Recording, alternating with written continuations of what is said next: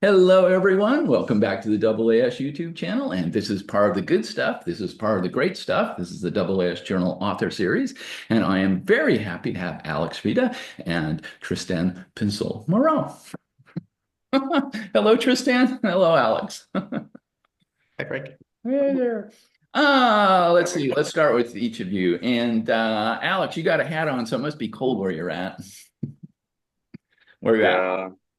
Yeah, currently I am in Baltimore, Maryland, where it is pretty nippy today.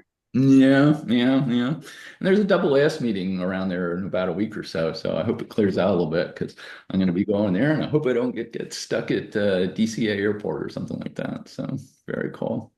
And Tristan, what's your geolocation? Where are you at? I'm here at UBC in Vancouver, British Columbia in Canada. Yeah, and it's sort of like typical gray, drizzly day over here. Pacific Northwest. Yeah. Very cool.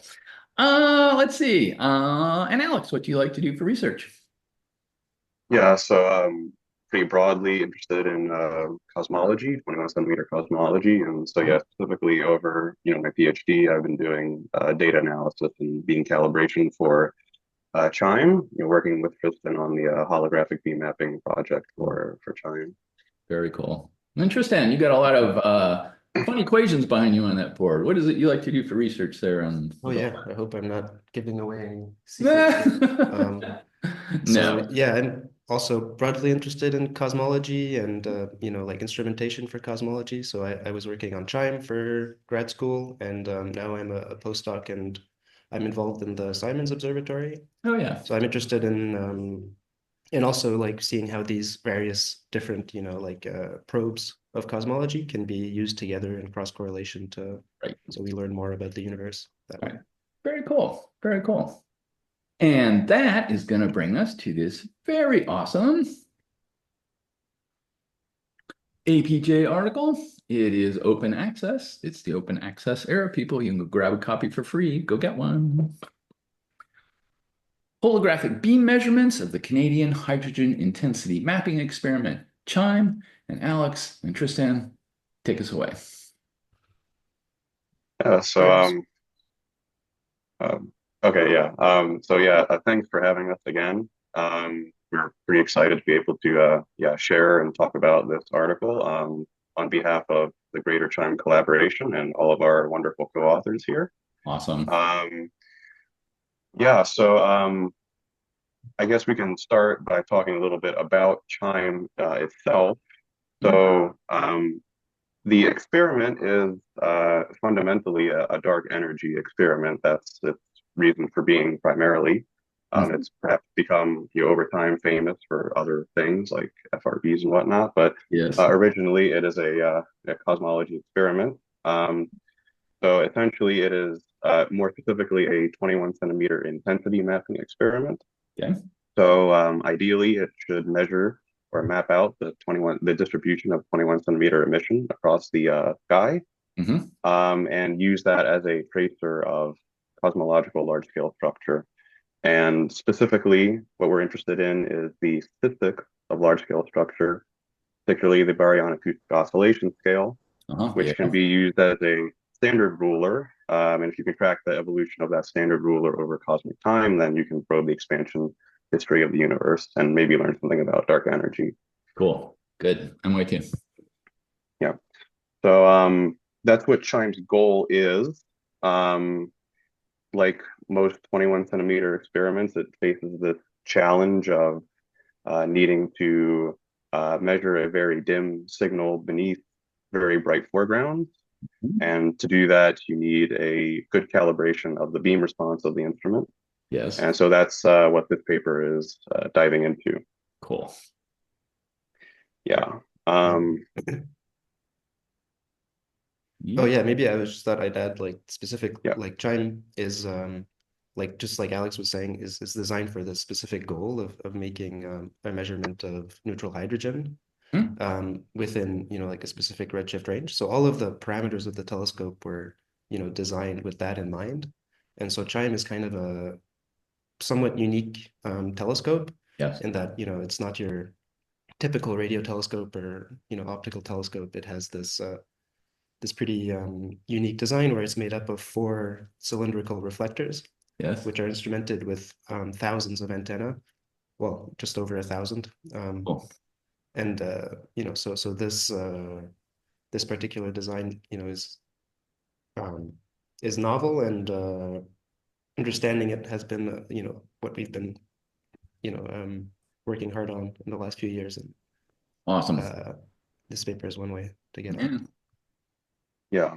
Very Yeah. good. So that telescope design is optimized for very rapid survey speed. So uh, essentially, the cylinder, as we describe it here, you can roughly think of it as a cylindrical reflector as diffracting light along perpendicular to its axis and reflecting along its axis. So that results in this so-called hot dog beam shape where you have Yes.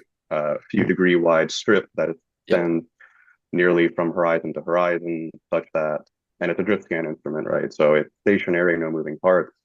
But as the Earth rotates over the course of the day, the whole sky accessible from DRAO, which is the site, the observatory site where CHIME is located, the Mhm. whole sky drifts through the beam shape. Um, Very cool. Okay. Cool. Okay. So let's go ahead and get into yes. the description of the technique. Yeah. So because the instrument is stationary, if you had a much more traditional kind of telescope, something that were steerable, then you could simply imagine mapping its beam by sort of raster scanning over a bright calibrator source or something like that. Yes. However, CHIME, obviously, we don't have that luxury, and also the beam is extending over the full sky essentially. So we need to do various sorts of things to measure the beam shape. Okay. Holography is one part of a sort of broader picture. Hmm. Um, what we do with holography is we have, as with the sort of traditional application of the technique, you have a reference antenna, which in our case is DRAO's 26 meter John A. Galt telescope, which they've graciously lent to us for Yes. use in this project. So essentially, this telescope, the Galt telescope, is equatorially mounted, so it can track an astronomical calibrator just moving overhead at the sidereal rate. And we plug that telescope into the CHIME correlator, essentially, Okay. and correlate that reference signal, which ideally is constant, with the signal measured from each of the CHIME antennas. And for a chime antenna, since the telescope is stationary and the source is moving overhead, the Hmm. amplitude of that signal is being modulated by the chime beam shape. Yes. So therefore, the amplitude of that correlation gives you, it traces out the beam shape, right, along the track of the source. Uh-huh. And as well, because this is an interferometric measurement, we also get phase information out of this, which is Yep. a unique aspect of it. And that's sort of the reason you would go to these lengths for like more traditional reflectors is precisely for that phase information. Again, if you just wanted the beam, you could raster over a source, but with phase information, you can essentially Fourier transform your beam response to get the distribution of the electric fields in the aperture plane of the telescope, and then that tells people phase irregularities, and that tells people if they messed up aligning their reflectors or something like that. I'm with you. Good. Okay. Cool. Okay. Um, Where shall we go next?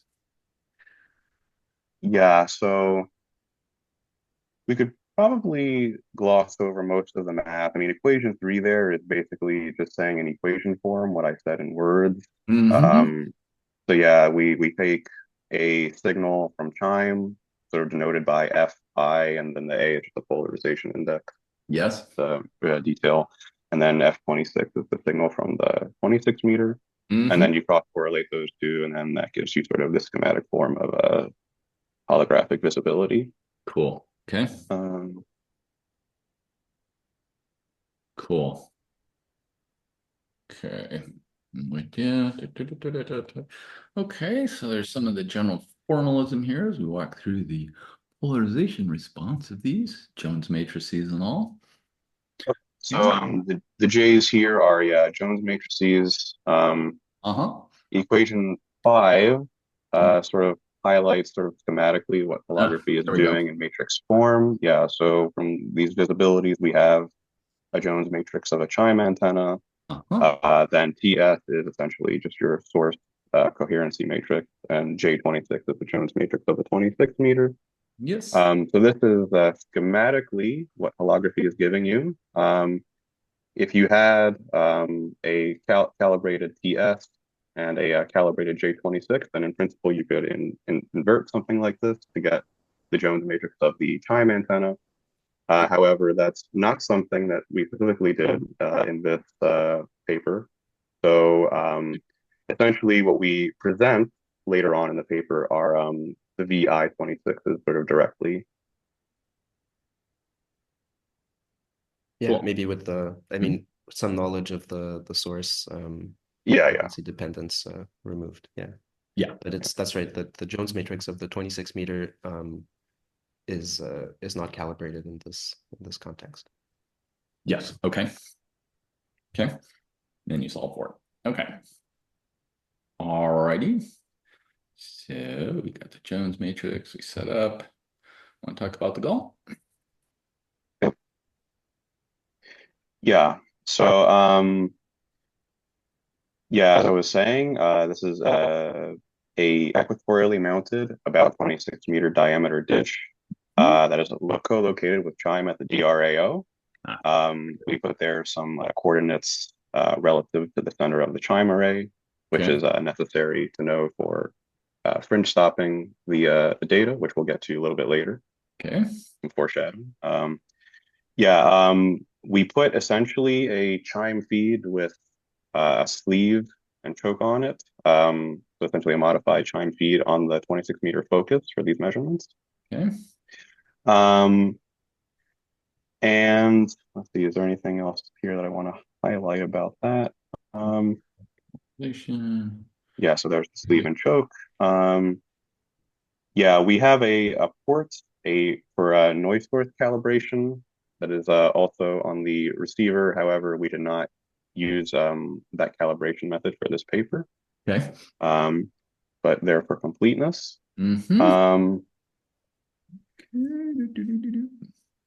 Yeah, and then there's maybe some stuff here about the specific integration into the correlator and also the pulsar subsystem, which Tristan could feel free to comment on if he would like. Okay. Yeah, sure. I guess so. CHIME is an interferometer, and like we mentioned previously, there's 2,000 signals from 1,000 antennas with two polarizations Okay. that are fed into the correlator, which is basically like a giant computer that processes the CHIME data in real time at an enormous data rate. Yeah, that's impressive. So CHIME is kind of a digital interferometer. So we sample, the signals from the antennas, at full Nyquist rate. And so we have all of the information there. And so this huge data rate, of like 2,000 inputs, which are, sampled at microsecond cadence. Yeah. Is fed into the correlator, which is, like a big computer array that calculates the spatial correlations of all of the pairs of antennas. That's what we call the n-squared correlation. So at this point, the data rate is like terabits per second. Yes. So what follows is a whole sequence of real-time processing of the data that makes it possible to do some like a whole series of calibration and reduction stages that will make it possible to write the data to disk at a Reasonable rate. range. Yeah. So the final rate is about 5 or 10 second frames of data for CHIME. Okay. And the holography plugs into this kind of transparently as just each CHIME feed is sampled and plugged into this n-squared correlation. Yes. And the 26-meter Gault telescope signal is just one more of those. Yes. So a subset of those n-squared products is one CHIME antenna with the 26-meter antenna as well. So in that sense, it's very it just transparently fits Yeah. into the correlator. But then we have in this, real-time processing stages, we extract those products and branch them out into a separate data stream for the holography, Okay. which is treated a little bit differently because we don't want to apply the same, calibration and data reduction that we do to the regular CHIME data as we do to these beam measurements, Okay. because we have a much smaller data set and we'd like to save more of it. And in particular, because of the much larger baseline, like separation in space between the Gulf telescope and CHIME, Yes. we actually need to save the data at a faster cadence Yeah. in order to resolve the Okay. faster fringing that occurs, as these sources are transiting and their projection Okay. Yeah. onto the CHIME Gulf baseline changes. Okay. So all of this can be, because of this, like, digital real-time processing, we can, implement these various stages sort of in a modular fashion and do extra processing on the data if we want. So Yeah. for instance, we have access in these stages to the very high cadence data. Okay. Uh-huh. And this is the last time that we have access to this, like, for Wow. example, 30 millisecond cadence data. Uh-huh. And so that's an opportunity to do some extra processing if we Okay. want to. And for holography, one of those things is estimating um, estimating the noise in the data from these fast cadence frames. But also we have the opportunity um, to gate on pulsars, for example. So, Ooh. pulsars are sources that are turning on and off very at a rapid pace. Mm-hmm. Um, and if that period is, like larger than the 30 millisecond cadence that we have access to, Yes. we can, make use of that to gate on that and Yes. actually try to Yes. subtract the background sky, Cool. which can be estimated when the pulsar is off. Yes.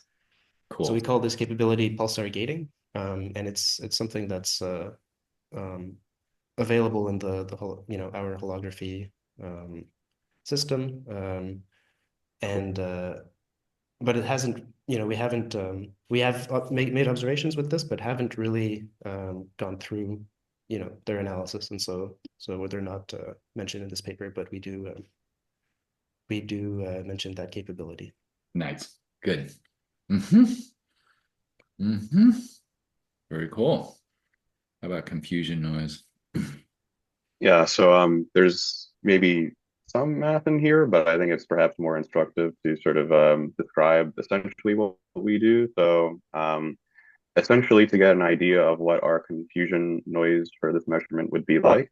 Um, I should maybe preface this by saying that one of the major advantages of holography is that we're able to get pretty high signal to noise measurements of the beam out into the side lobe, given that the 26 meter has a much smaller field of view than CHIME does. So when you correlate these two things, the only thing that's retained in the correlation is what's common between CHIME and the 26 meters field of view. So a lot of things that might confuse CHIME only measurements of the beam decorrelate. However, there is still some confusion noise, of course. So in an earlier paper that I wrote years ago, I described essentially a raster scan calibration of the 26 meter beam Okay. using CASE. And I'm here essentially using that beam model to Okay. determine what the confusion noise should be for holography. So essentially, I Okay. simulate a point source sky many times. I take sources nearby a holography calibrator. So we have, that table later on in the paper Okay. gives the list of all of our holographic calibrator sources. Okay. So I basically take a bunch of simulated sources or real sources nearby these calibrators. modulate them by the beam, the 26 meter, and then essentially add them up, and you get diffusion noise estimate from this. Cool. And that essentially sets sort of the best signal to noise you could get from this technique, and that's what's highlighted in the table. Very cool. So maybe we should go to that table. Let's take a look at table one. Okay. Here the stuff is used. Okay. Yeah. So here the columns are the source name, it's the declination, it's flux at 600 Janskis, and the confusion noise as a percentage of the 600 megahertz flux. So you see that for the brightest sources, yeah, the confusion noise is pretty low.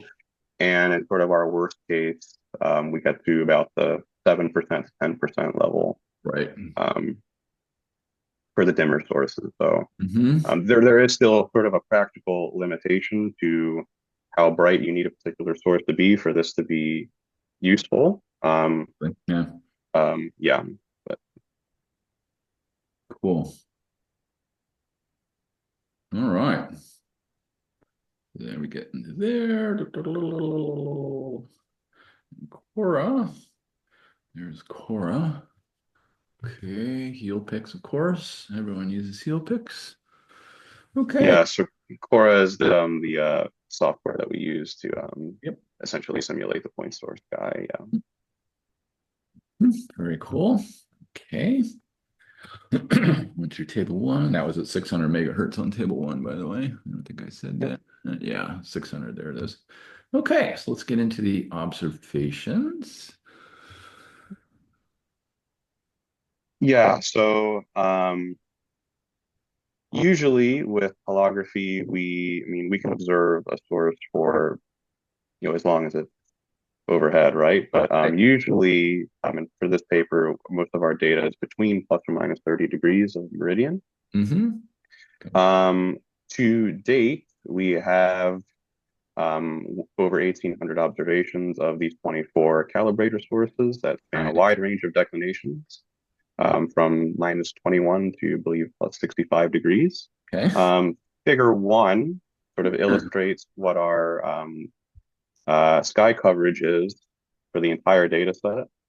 So yeah, essentially what this is showing you is, so everything within the red circle denoted horizon is essentially the sky accessible to CHIME in an orthographic projection. And then all of these tracks are just, the source tracks. So that gives you a sense of the coverage of the beam response that we can get through this technique. However, in this paper, we don't use all of these sources. We use 6 of the brightest available to us, and those are sort of specifically labeled here with these different shapes on the center of the track. Good. Yeah. Okay. And the color scale here is just essentially a hit map, so giving you an indication of how many times we've observed that location. And so, naturally, we've observed the brightest one pretty often. Okay. Cool. Very nice. Good coverage. Yeah, and I guess this figure also sort of highlights the sparsity of the measurements that we're able to make with holography. So, each source only gives you access to a track within the beam, which corresponds to where that source transits overhead. So it's a one-dimensional measurement in this two-dimensional plane. And so the more sources we can observe, the more we can fill this in. But that's but in between those measurements, we have no direct information from holography. Yes, in between. Okay, cool. And so each of these telescopes and the X and Y axis is one of the cylinders? No, so telescope X and telescope Y denote essentially XY coordinates on in orthographic projection on the sky. Okay. Yeah. Okay. Cool. Thank you. Okay. Yeah, and so this figure, following what Tristan was saying about the sparsity of the measurements, this figure sort of highlights as well that holography is one piece in a greater puzzle that sort of fits in with other measurements of the CHIME beam, and this is something that we'll return to later in the paper. Cool. But there's also been an effort to use, for example, the sun to measure the chime beam, and so that gives Oh, you a wide swath of information in the southern half of the sky. yeah. And in principle, you could imagine using these different data sets to sort of fill in the gaps, essentially. Okay. Hmm. Cool. Very nice. Figure one. Okay. Let's go into the data processing if you like. Yeah. So Kristen might want to take over here for this first part. Yeah, sure. Yeah, this sort of, I guess, follows from the, real-time processing that we were describing earlier. Uh-huh. Once data is written to disk, you know, we have access to it, and now we're no longer constrained by this kind of like you know, uh, temporary nature of, having to process the data Why? before it's written down. So we developed a pipeline for taking the raw holography data and turning it into something that's, uh, more of a measurement of the beam. Yes. Okay. So there's Hmm. many steps to this, and this also just fits into the broader CHIME data processing infrastructure, which is kind of like this modular pipeline, which is all Python based, and Yep. supports like distributed computing. Um, we use computing from the Canadian Digital Alliance, which provides us with clusters to run, to store the data and run our analyses. Cool. And most of the, or a large part um, of the software used for this processing pipeline is available openly online, like on GitHub. Hmm. Yeah, following these links. Yep. And yeah, and it has been used by other experiments, I believe. Um, Great. anyways, it's probably not useful to go through like the details of the whole pipeline. Okay. But basically, the purpose of the pipeline is to process the data from its raw format into a beam measurement, and this involves some uh, corrections due to measurement effects, um, and yeah, instrumental effects, Yes. and eventually eventually combining observations, co-adding them so that we can, observations of the same source, co-adding them into a single best beam measurement Hmm. in the end. Yeah. Cool. Um, maybe so. Yes, this is describing fringe topping. Some Yeah, this figure. One. Right. I guess yeah, this figure sort of is gives an idea of the amount of data, or the number of observations that were processed. Cool. So for each of these brightest sources, the six that were used in this paper, this figure shows Good. Yes. colored lines are individual observations, and we can see them, the date when they were made on the x-axis, and then the the y-axis is showing the range and hour angle where they were measured. So this is essentially how much time we spent observing them, and how far out of the main lobe of the chime beam Two. they're being measured. Yes. Um, Okay. I think that's right. Is there anything else is there anything I'm missing on Yeah, this figure, Alex? that's right. Yeah. Cool. So, Nice. you have like order, kind of around 100 observations for most of these Yeah. sources, Hmm. um, which which the processing pipeline, which the pipeline takes and processes and combines into, you know, a measurement of the beam, for instance, at Cathay at the declination of, 58.8 degrees. Uh-huh. At 600 megahertz, let's say. Okay. That's right, at every frequency. Yes. Yes, that was my point. Hmm. Okay. Awesome. There we got our observations Yeah. range. Let's see what we got. We get into more of the pipeline data flagging. Okay. Yeah. Yeah, so there's more pipeline stuff. The data flagging is Mhm. essentially describing Yeah. sort of a manual observation and cut on the data Mm, after it's been processed by the sort of first stage that takes the raw data and applies fringe stopping, regridding, and the decorrelation correction, the things that were outlined yeah. in the previous section. Okay. And here, before we then take those process observations and then combine them into a single stack, essentially we manually observe the data Clean it up. through some compound metrics and remove things that just look really bad. So we're not putting junk into the stack essentially. Yeah, and so there I highlight about fifth of the data was of the process data was removed Right. for stacking. Okay. We take out the nonsense and we get into some flagging and stacking. Yep. Normalization. So yeah, stacking is essentially just averaging things together. Yeah, to obtain that single best estimate of the beam along the track of a source at a particular declination. All polarization. Produced for all frequencies, all feeds, Yeah. polarization products, amplitude and phase, all of the good stuff. Yeah. Very cool. Okay. Good. Okay, we're going to normalize with some fifth order degree polynomial. Okay, accounting for noise in the source, file stacking. Yeah,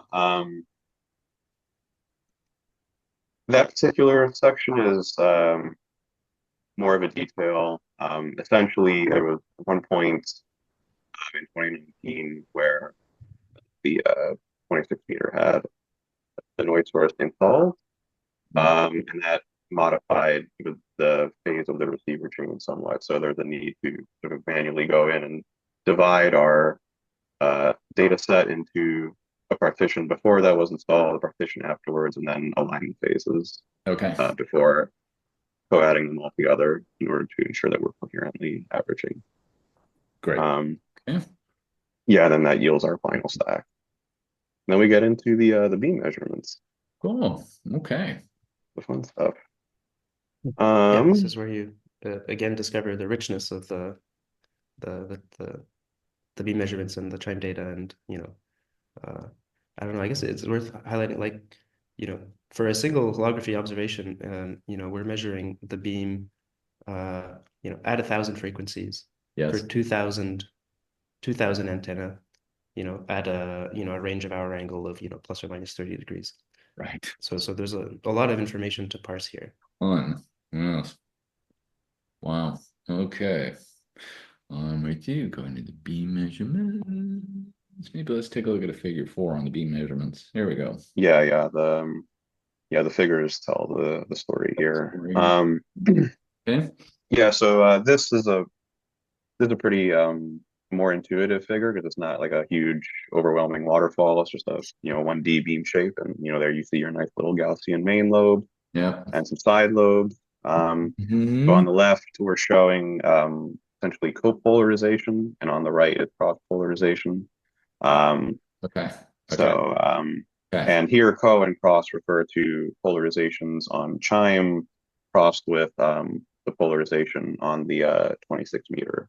Yes. So copol would mean CHIME X with 26 meter X, for instance, and cross would be CHIME X with 26 meter Y, for instance. Okay. Um, I'm with you. yeah, and so the top panels are showing plus or minus 15 degrees here. The middle panels are just the zoomed in versions of that Good. and in a linear scale. And then the bottom panel is showing you the phase Yeah. information. Okay. Ooh, nice. Okay. And maybe worth noting as well that these are, this is a 1D plot because it's been compressed, like all of the feeds have been Yeah. combined. I think this is it a median in this case?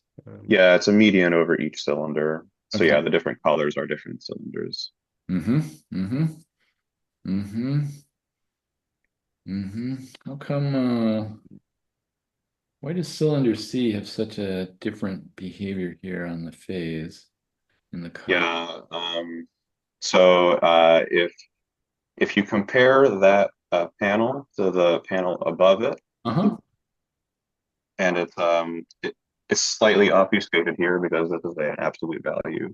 However, essentially that point is where there's a zero crossing in Ah, the complex beam pattern. So essentially, you have a noise fluctuation there that sends one of the cylinders off to a different branch, got it. essentially. Okay. Um, but otherwise, yeah, the behavior once you move out from that point is the same, Pretty much the more same. or less. Yeah. Yep. Yep. Okay. The same phenomena there. Okay. Cool. I'm with you. Good.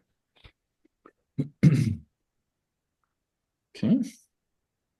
Um, I think the next figure is um, Next sort figure, of one waterfall. of the one of the money waterfall plots. Yeah. So I'm gonna zoom um, out a little bit so we get all of it and we can zoom in as need be. Okay. yep. Yeah. So Mm-hmm. this is so each of these waterfalls, the y-axis is frequency, the x-axis is degrees on sky, which you can essentially think of as hour angle. Um, Yes. um, and then the different the different columns are each of the four cylinders, and the different columns are different polarization products. So yeah, as Tristan was saying, the measurement is very rich in terms of the full breadth of information that it's giving you Oh, in speed and frequency. And here we're showing frequency information. So well, you get an idea of the spectral structure that's in the beam shape, right? So in yeah. particular, if you look at these copole patterns, which show you, sort of what you imagine as beam shape typically, you have this main lobe that, as you go to lower frequencies, is, as you'd expect, widening. Yes. However, there's a secondary effect happening here where you have this sort of breathing mode in the beam width as well. Ooh. Yeah, Yes. Yes. Yes. Yes. yeah. So Yes. There is. Uh-huh. yeah. I So see the it. main lobe ends up looking like an X-ray of a spine or something like that. We call these like Mm. vertebrae patterns essentially. Okay. Um, Yep. and this is resulting from multi-path reflection effects within the cavity between the cylinder focal line and the vertex. Okay. So, the cylinders do nice things for us in terms of, again, that wide instantaneous field of view and Yeah. survey speed. Um, However, from the point of view of 21 centimeter cosmology, spectral structure in your instrument is a bit scary, and this sort of a case of that in CHIME specifically with the beam shape. Okay. Um, yeah. Um, I might also just highlight that the side lobe pattern is slightly Okay. different between the two polarizations. X is also a bit wider Yes. systematically than YY. Yes. Um, Yes. With there, with yeah. here. hmm Yeah. And then, the last two columns here are cross polarization. Okay. Um, Also so white. you see sort of similar sort of spectral structure, but the cross pole is you're sort of highlighting that on meridian there should be a null. As essentially there, ideally, the 26-meter receiver is aligned with that of CHIME on transit, so that Oh. there should be no cross Ooh. pole, but any sort of Okay. non-zero signal there is some sort of polarization leakage or something. Right. Okay. Good. Um, I'm with you. Cool. so yeah, those are our frequency waterfalls. Those are nice. Um, Beautiful plots. thank you. Beautiful. Um, We'll take that for the poster image. Okay. yeah, yeah. I think the next figure specifically is sort of a compression of the information in that plot because this is just showing you the beam width. So again, you can see the ripple in the beam width. So it's not just monotonically decreasing. You have this breathing pattern that has Mm-hmm. a 30 megahertz scale. And that's sort of consistent for the sources, although for different declinations, meaning different sources, the ripples are slightly out of phase from each other. Okay. And then again, yeah, x-axis is systematically wider. Yes, the 30 megahertz ripple. Okay, good. Okay, so now we got that. Now we have to do some transforms, I think. Yeah. Okay, our transforms. Yeah. Yeah. Waterfall, but this time for sig A. Yeah, so here, the y-axis here is swapped out from frequency to feed. Yes. So essentially, this is showing you how the beam can vary as you move along the cylinder from feed to Yes. feed.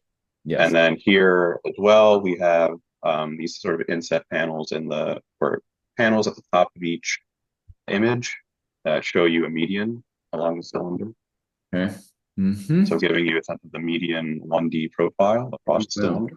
Oh, wow. Okay. Quite a variation. Yeah. Okay. Okay. Yeah. And so from feed to feed, the variation isn't massive. It's if you sort of zoom into the main lobe, you can sort of see how there's this sort of wiggle in the main lobe, which essentially is, and this will be highlighted in a plot a bit later on. Yeah, But okay. There's a little shaking going on here. Uh-huh. yeah, and so that's a centroid wander resulting Okay. from yeah, yeah, from the feeds from the individual antenna along the focal line being slightly misaligned, Uh-huh. um, Uh-huh. left or right. Better. Very cool. Okay. Yes, I see it. All right. And then we got the Yeah, polarizations. Ooh, we got a double lobe here. Two double lobes. Mm-hmm. yeah. So I believe these sort of horizontal lines or bands that you see in these panels are sort of highlighting the location of the feed support legs or the focal line support legs, Oh, I should say. okay. Okay. Yeah, Yeah, so yeah, scattered off. yeah, Uh-huh. yeah, highlighting the structure of the cylinders essentially. Okay. Okay. Yeah. Cool. Very nice. Oops. Let's go out. Okay. Waterfalls on stack for Sig A. That was figure dope. How about cylinder B? Want to bear down on one of them? Yeah, yeah. So this plot is essentially just showing the different beam profiles for each individual feed on cylinder B, their particular frequency, relative to the median there. So essentially, this is just showing you, giving you a sense of the per feed variation, Yes. and therefore the feed non-redundancy. So, of course, CHIME being this sort of very regular in terms of its geometry array, um, you try to design it to be maximally redundant. Um, Okay. However, the beams are not completely redundant between individual feeds, and this is sort of giving you a sense of that. So how big is Um, this? Mm-hmm. Mm-hmm. yeah, Yeah, so in the central lobe, we see like pretty good consistency between feeds, but then Yes. out in the side lobes where the sensitivity is much, the amplitude of the beam is much less, it's more Yeah. sensitive to Yeah. small differences between Uh-huh. You the can see that environment of blowing up different outside feeds. of the main beam. Uh-huh. Okay. Okay, that's 5 to 10%. Okay. Got it. Cool. Okay. I'm with you. Okay. Slide on down. Validation, systematic, jackknives. Don't see that often. yeah, What's a jackknife? yeah. So the figure for this is a bit further down. Okay. Let's Um, go there and take a look at that. How about figure 8 further down? Use the beam yeah, split. yeah, further down, since Okay. unfortunately the Yeah. text and the figures are a bit desynced. from each other Mhm. in this. Okay, those are the best fits. And this is the amplitude of the inferred. Okay, very good. Let's slide down. And hooray, full stacks. Yeah. So There we go. There we go. yeah. Good. So essentially, what this is showing is for Sig A, um, you find that the sort of variation that you observe between individual transits is a bit larger than what you would expect from just the radiometric noise on those stack measurements. And so here we sort of try to get a sense of any structure in those differences by essentially taking two partitions of the overall set for Sig A and then taking a difference between the two Okay. Okay. um, in a couple of different ways. So one here is summer minus winter, which is essentially a bunch of observations taken roughly around the summer season or in the periphery thereof, Okay. and likewise for winter, and then subtracting those two, and then also doing sort of a control, I guess, where you just take uh, you randomly assign transits to a particular partition with no regard for when they were taken. So that's Okay. R0 and R1. Okay. And so essentially, the idea here was to suss out if there are structures in the residuals that are perhaps correlated with temperature changes.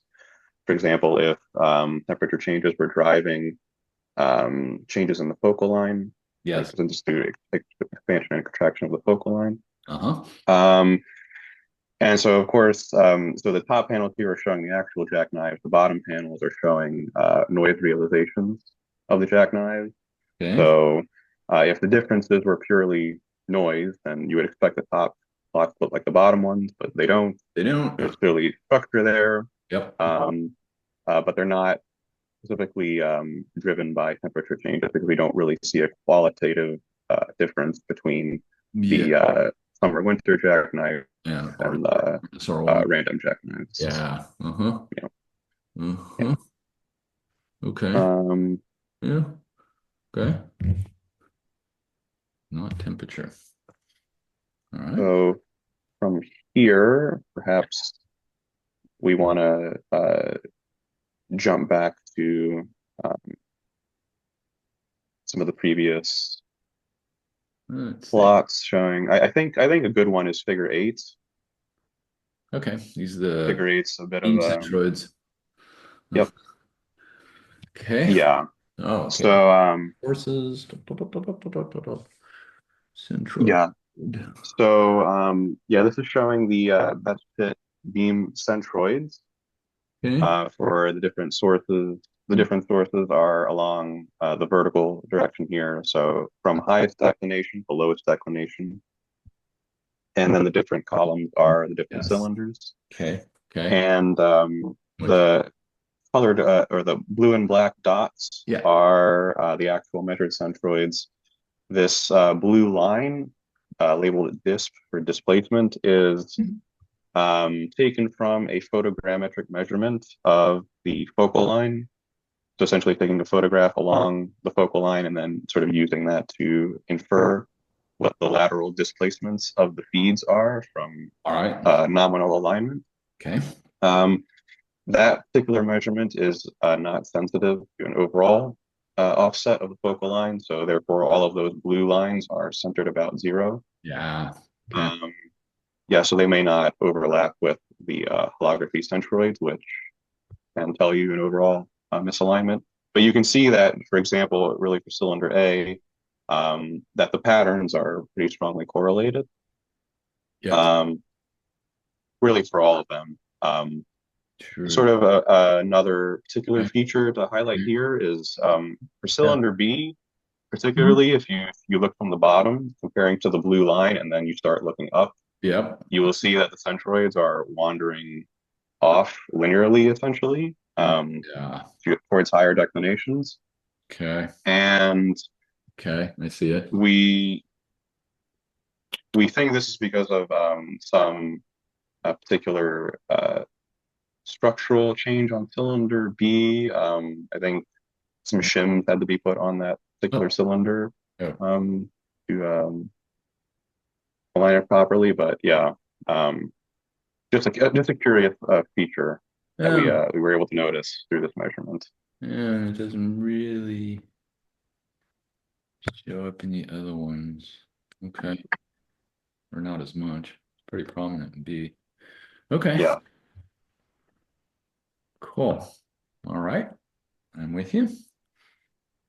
yeah. And I guess just now as I see the very top of the figure as well, I should just highlight that the displacements here are still pretty small, on the order of about a centimeter. Mm-hmm. Mm-hmm. Yeah, they're not meters. Uh-huh. Very good. Okay. Onwards.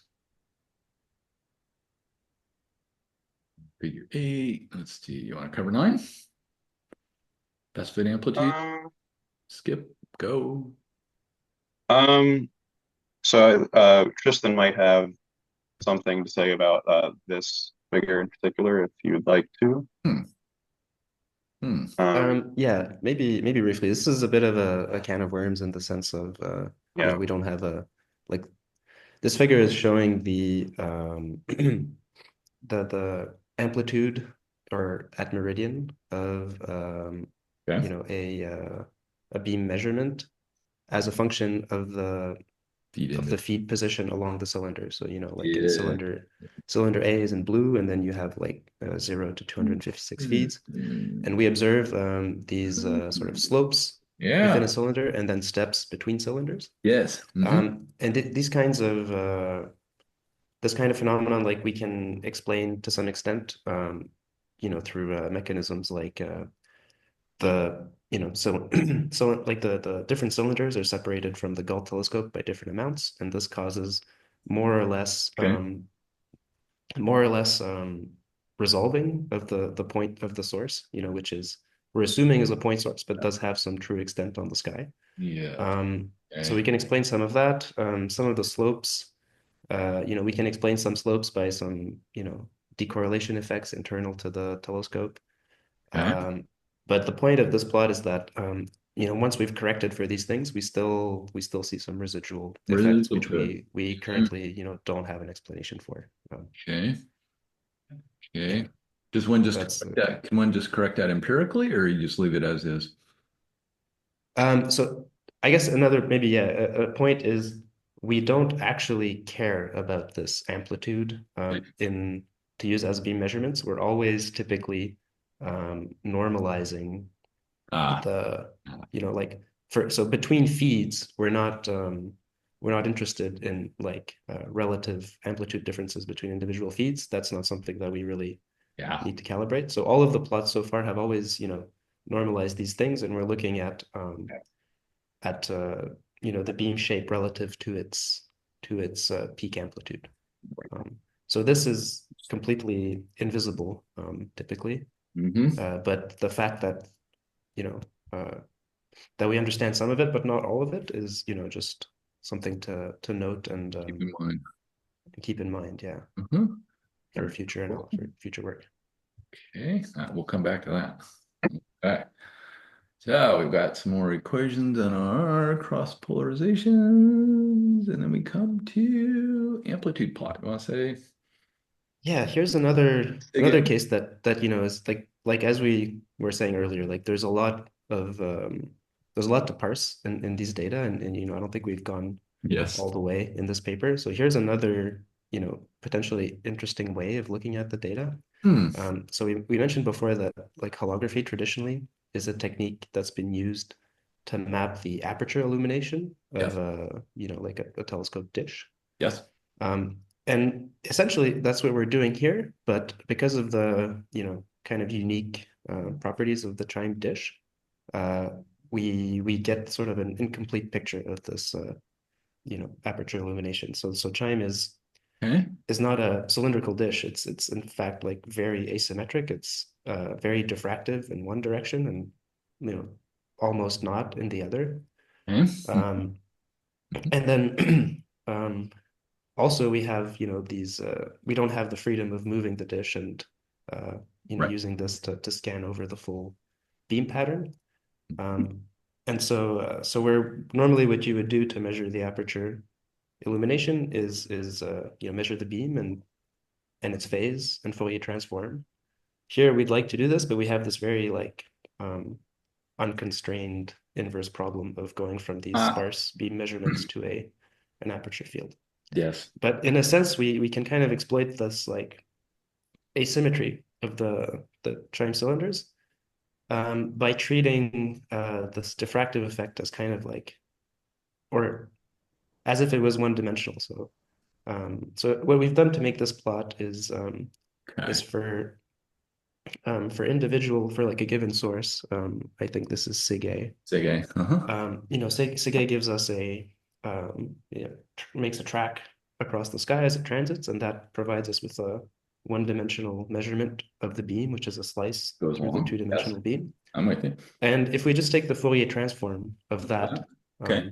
as a function of hour angle, or Uh-huh. yeah, um, this is like qualitatively, this is providing us with Uh-huh. a measurement of the aperture illumination kind Mm, of constrained to right. that That direction. track. Yeah. Uh, Hmm. so we're ignoring the diffraction in the north-south direction and interpreting this to be sort of like a slice through the aperture of the cylinder. So with all that sort of like all those caveats, Hmm. what you're looking at here is on the x-axis is aperture x, or like the um, distance within the aperture along the east-west direction Okay. in meters. Okay. And then just the amplitude of the illumination is being plotted as a function of the feed within each cylinder. That's the vertical Yeah. axis. Hmm. And so you see, one thing that kind of supports this interpretation is you see that the signal, like these black vertical lines, are at plus or minus 10 meters, Okay. which is that's the extent of the cylinder. So outside of, plus or minus 10 meters, the reflector is, not there anymore, or, Oh, wow. that's the border of the aperture. And beyond that, we see no illumination. And then the one thing that's kind of interesting is there's very little features kind of in these, but that you clearly have this dip in the center, which, we can interpret as being Ah, the presence of the focal line where the feeds are hanging above the cylinders and blocking uh, that part. okay. So Got it. so so up to now, this is sort of like we get kind of like this qualitative interpretation from these transforms, which are interesting. And hopefully we can, interpreting these can help inform, further modeling and understanding of the beam. Characteristics, let's say. Cool. Okay. There's figure 10, 15, point source subtraction. And there, finally, we get to the holography-based model, triple sums. Okay, and want to talk figure 11? This one. Hooray. Yeah. So for figure 11, this is sort of showing you the effect of the stacking procedure. Mm-hmm. So in the heavy blue line is the stack of Hercules A, and then all of the faded gray lines are the individual observations. Okay. Um, I sort of like this way of visualizing it because in the top panel it's the absolute value in a log scale. Yes. So because it's an absolute value, you have this sort of noise bias that creates this illusion almost, well, not illusion, but it creates this visual of a noise floor Yes. in the individual observations. Yes. However, when you co-add all of these together, you can start to see how you see actual beam features in the stack beneath the noise floor, Okay. Okay. which of course is the point of co-adding. Um, Right. but this sort of demonstrates how Very that's cool. working. Um, Very cool. Okay. Good. yeah. Um, Yeah, the bottom panel here is comparing the variance on so the standard error on the stack in Yep. blue with a fast cadence noise estimate. So Tristan was mentioning earlier that at the real-time pipeline stage, we have these fast cadence differences on the data to estimate the radiometric noise essentially, and then that gets propagated into later pipeline stages, and you can use that as an estimate of the noise. And here we're showing a comparison of that, and you can see that roughly the data standard error is following the trend, but you have Yeah. these individual blips at certain Sure. points. Sure. But overall, pretty good. Yep. Very cool. Okay. Good. Okay. Um, And here's our triple sum holography model. And yeah. So at this point in the text, Um, so for the figures at this point, we're in the B measurement. At this point in the text, it's getting into the comparison of holography with other data sets. So that will be it with figures that will start with figure 13, I believe. yeah, let's go there. So let's see, we covered 12 and 13. Okay, common mode. Yeah, here we go. Okay. Yes. So as I was mentioning earlier, CHIME has done various different things to measure the beam. Holography is one piece, and another piece is this measurement of the beam using the sun. And that's the solar measurement of the beam is what's being overplotted on the left panel here. It's that huge swath of green in the Yeah. southern half of the sky. Mm-hmm. And then Okay. the holography tracks of the sources used in this paper are overplotted in colors. Yes. Three, four, So six. you can see, yeah, so you can see how for the four southern sources, they overlap with the solar measurement, and so we can Yeah, compare the two and see if they're measuring the same thing as we expect them to be measuring the same thing. hopefully. Um, Okay. yeah, so in the right panels here, Okay. the different colored lines are the different holography sources. Mm-hmm. The colors are matching with what's in the left image, Yeah. and then the black lines are one-dimensional slices of the solar measurement along the track of the source there. Okay. Um, Okay. Fun. so you can see pretty good agreement between the two measurements out to the far side lobes, with maybe Yeah. an exception for Hydra A. However, this Mhm. Yeah. picture is somewhat incomplete because this is comparing Mm. copolarization to copolarization, and if you compare holography directly to CHIME measurements, you need to incorporate the other polarization products that holography gives you, not just, for Okay. example, if I have a solar measurement in XX polarization, meaning CHIME X with CHIME X, I Yes. cannot compare that directly to holography XX, meaning CHIME X with 26 meter X. I Okay. must include contributions from the holography cross polarization product as Yes. well. Yes. So the other plots that very conveniently fit on the same page are sort of illustrating Oh, nice. that. Yeah, so this figure 14 is illustrating sort of the way that this can go wrong the most if you compare copolarization to copolarization. Yeah. So in the top panel, you're seeing tau A in copolarization only. That's essentially what is meant by one template. Okay. Okay. And so it looks roughly like the solar measurement. That's fine.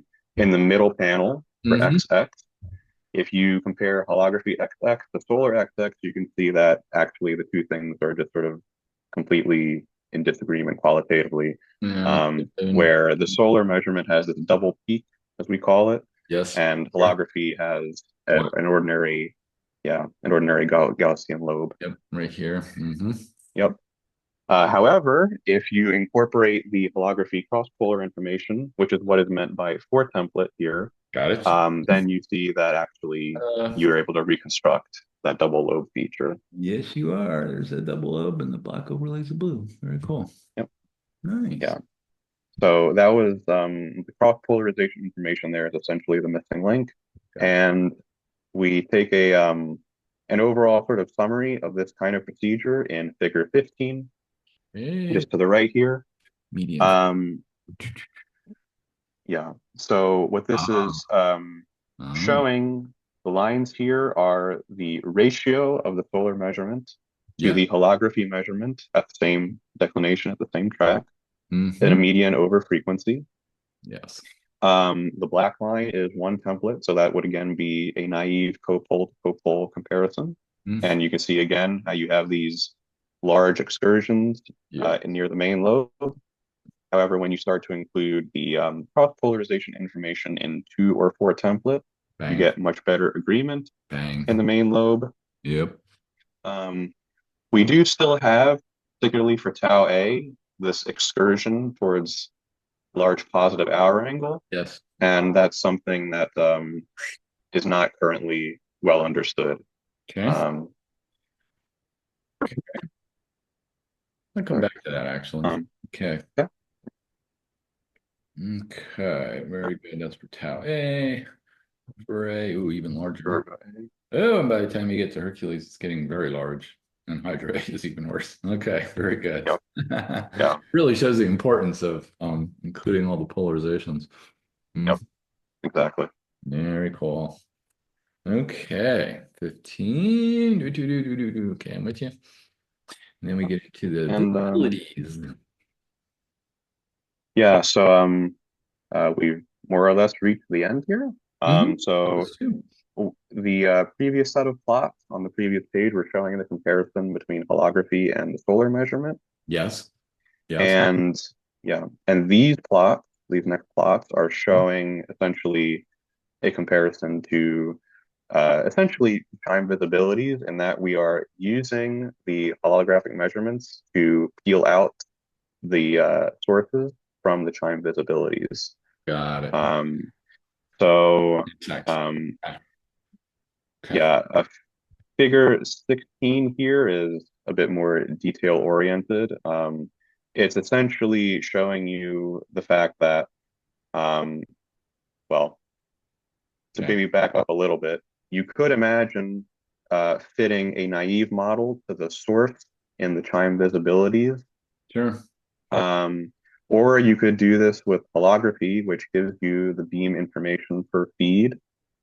And essentially what this figure is trying to show is that in the data, you do see a lot of variation per baseline, which is what's on the x-axis here.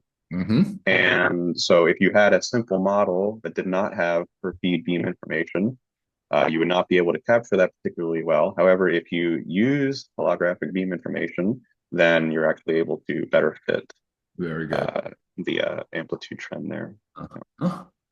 Very cool.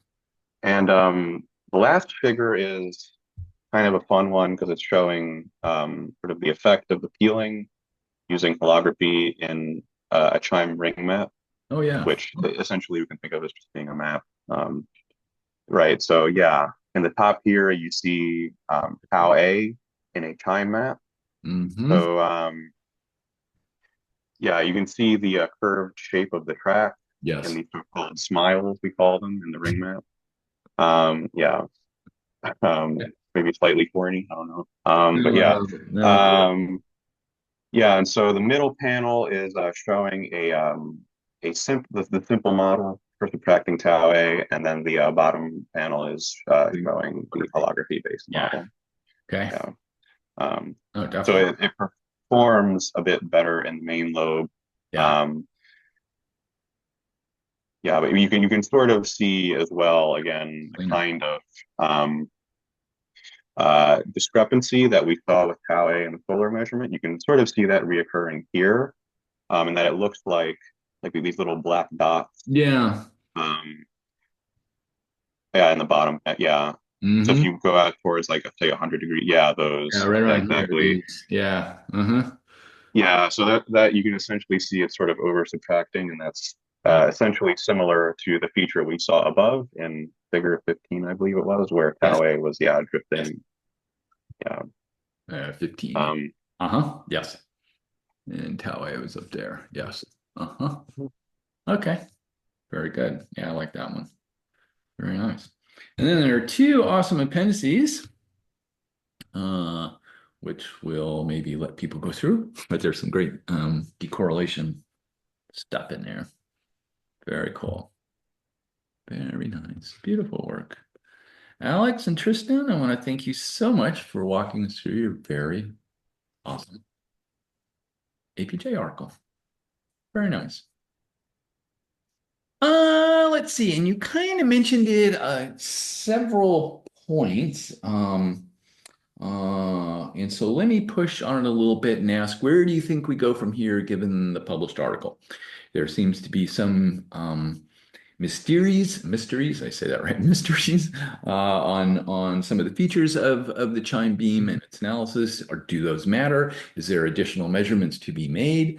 It's just sort of where do we go from here for even better characterizing the chime beam? Yes, that way. So I think this.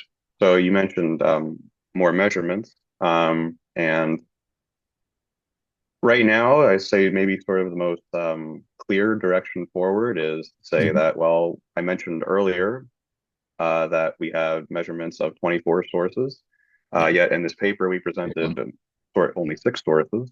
Yes. So there's a lot of data that can still be processed and integrated into the overall data set. And that would potentially make holography much more enticing as a sort of component in joint fits with other measurements to obtain a comprehensive chime beam model. Okay. So that's one aspect. And yeah, continuing these sort of investigations on these lingering mysteries, definitely priority. Yeah, Try to because I think you disentangle. mentioned at some point, you don't want your cosmology measurements fooled by some mysteries that you don't really understand. Cool. Yeah, Yeah, Okay. for sure. There's like you know the ultimate goal of CHIME is making this hydrogen intensity mapping measurement, and Mm-hmm. the Mm-hmm. precise beam measurement will be crucial for that, we think. Super important. Yeah. And as Alexa said, like I mean, holography is one component of many different avenues that are being explored for the beam. And despite there's more holography data to be looked at, but it's already kind of like the most precise, most reliable beam measurement for chime. It's just limited by its sparsity. So I kind of imagine it as like anchors, for other Other, models or measurements of yeah. the chime beam, which are broader, have more more full coverage of the beam. But if they disagree with the holography, that's a pretty it's a pretty stringent test of their their validity. Right. Cool. Very good. Very cool. Alex, Tristan, I want to thank you so much for walking us through your very lovely article again. And it will be very exciting to see this develop over the next couple of years as we start making those hydrogen measurements, cosmology measurements. Very cool. Thank you so much. And that will thank you do so much for everyone. having us. Oh, sure. That'll do everyone. And I hope this made your astronomy chime day just a little bit better. And we will see you on the next one. Bye-bye.